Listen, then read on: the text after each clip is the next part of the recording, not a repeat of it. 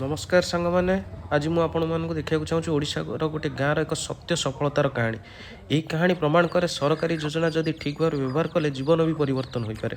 मुझे आज पहुंची ममदाबाद ग्राम कोतपुर ग्राम पंचायत जाजपुर में गोटे परिश्रमी दंपति को देखिली से सुभद्रा योजना प्रथम किस्ती 5,000 पाई निज घर देशी कुकुड़ा पालन आरंभ करते। बर्तमान पाखे 200 रु अधिका कुकुड़ा और डेली 100 रु देशी अंडा अधिका प्रोडक्शन करुँच।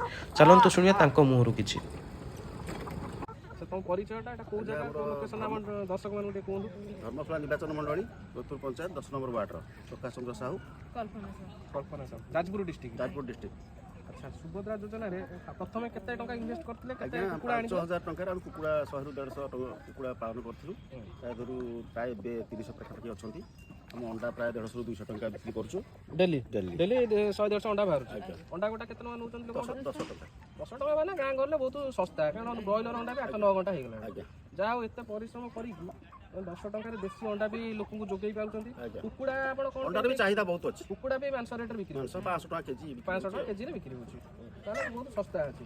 केते टका आपनकर कुकुड़ा पिछा खर्च डेली दाना केते टका सेमिति किछ नै हम लोकल खाद्य आज्ञा कोबी पत्र माने घरे जो बळुची वेस्टेज खाद्य ये सब दउछु ता से अल्प किछि दाना पडुची आपण भाबुचंती ओडिशा गवर्नमेंट जो सुभद्रा योजनाटा आपनकु हेल्पफुल हेछि। धन्यवाद दबो ओडिशा सरकार को प्रभाती मैम को एवं आम धर्मशाला निर्वाचन मंडली विमर्शकर साहब को धन्यवाद दबो से माने हमके ए प्रकार सहायता करथारु हम बहुत खुशी रहछु। सुभद्रा योजना रे हम पाई की बहुत खुशी। प्रत्येक माँ और भौणी मानक आम अनुरोध सरकारी योजना टंका को नष्ट करूँ ना। यही दंपति सुभद्रा योजना को ठीक भाव व्यवहार करथिबा एक जीवंत उदाहरण।